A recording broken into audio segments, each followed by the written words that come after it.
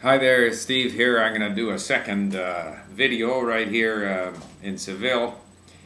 And I want to talk about language learning and the brain because I've been doing a lot of reading on the subject. And I kind of like reading about the subject. I read about it in English, but I also have read about it in French, in German, in Portuguese, in Spanish because it's an opportunity for me to read about something that interests me in different languages. I must say that after a while I find the information quite contradictory. It seems that all of these books, they seem to refer to some of the same tests with monkeys and rats and people who had amnesia or whatever his name was, Phineas, somebody or other who had a big spike driven through his head and all these different things, and they draw somewhat different conclusions, and there's somewhat different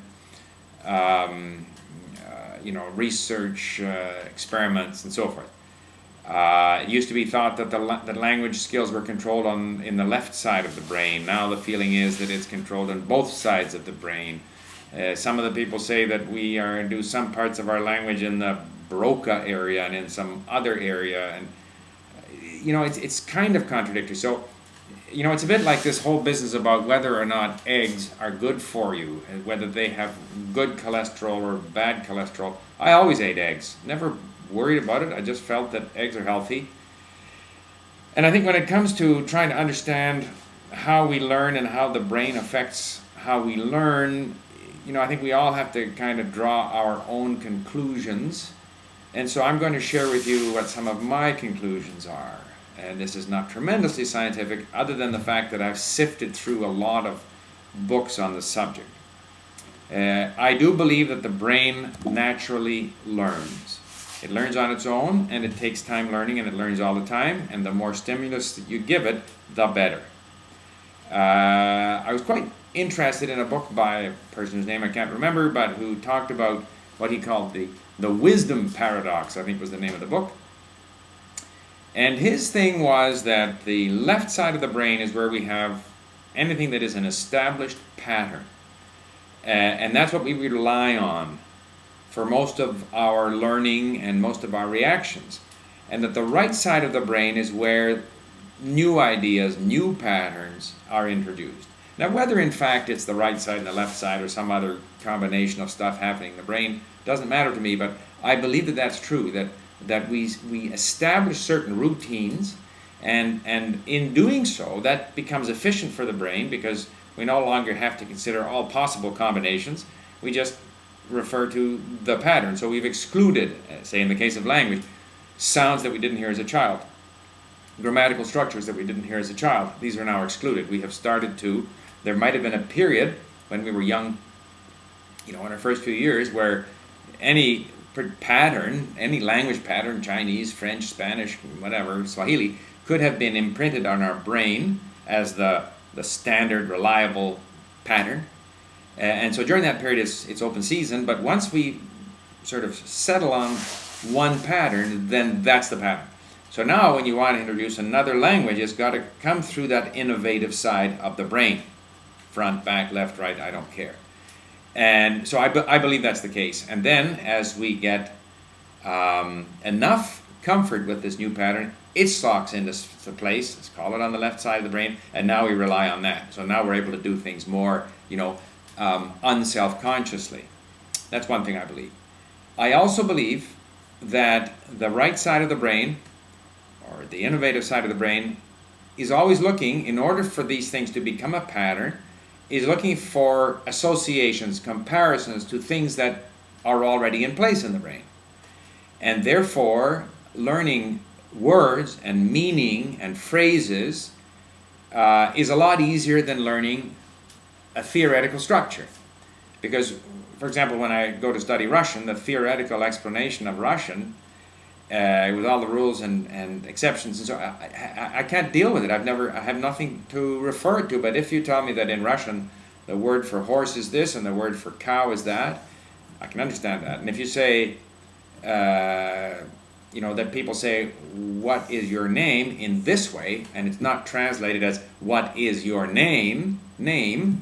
then okay, that equates to that, so I can understand that. So that learning based on meaning, to my mind, is more effective. And I mean, we see it all the time. People with very large vocabularies in English still get the third person singular wrong. It's not a difficult concept. It's the only form of the verb that changes. We put an S on there. He goes. I go, you go, I go tomorrow, whatever. He went, we went, we went. None of those change, but the third person singular changes. Simple? All kinds of people can't do it because you've got to change a pattern in that left side or whatever side of the brain it is that controls these comfortable patterns that you have. So meaning is going to be the way to bring the language in, I believe. I also believe that we need to be attentive and we need to help our brain to notice. And I have noticed that myself, that all kinds of things fly by me that I don't notice until I get them wrong 2 or 3 times, or I just happen to be listening and I hear something, oh yeah, that's what they do. And so then maybe you notice it a few more times, and gradually then it moves from the novelty, innovative side to the, pattern side.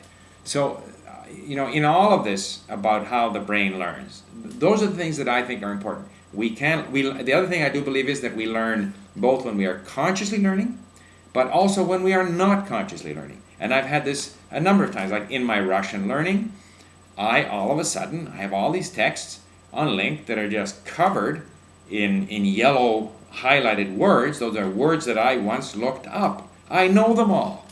I haven't necessarily flashcarded them all, but I know them all. And there's a bunch of words that I'm adding to my new word total that I never even looked up. So that we are learning stuff almost implicitly. And I have also observed that if I stop my Russian for a couple of months, or a month, when I go back to it, I've actually improved. So there's a gestation that goes on in the brain. So the brain does a lot of learning on its own. But on the other hand, the brain is not like an animal that you domesticate and tame. And, you give them a little cookie and the dog gives you its hand. Yeah, the brain likes to be rewarded. It likes to get that sense of satisfaction, but it won't act on command, and it won't learn things on command. And you can't deliberately study the declension table and then expect that you're going to know it. You won't.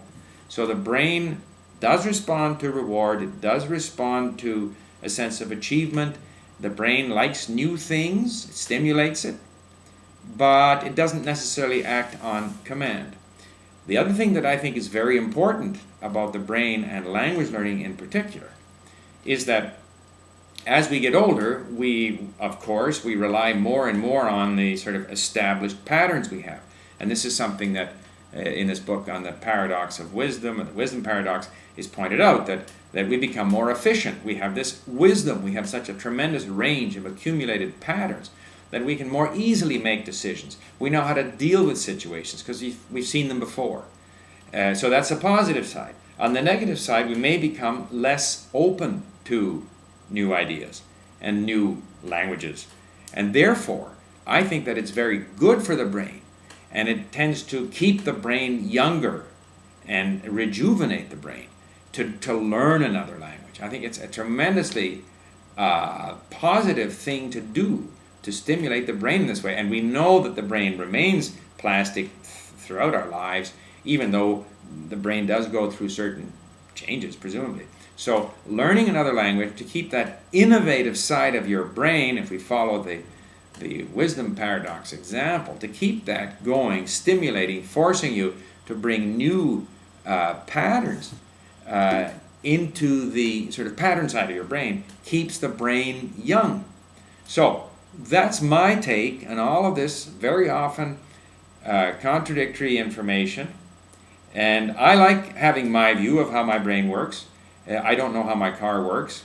I don't know how the cholesterol in eggs affects my cholesterol, but I drive my car and I eat eggs and I learn languages based on this very rough and unscientific, superficial summary of my reading to date on the subject. I am expected to get roundly criticized by people much more knowledgeable than I am on the subject. Thank you for listening.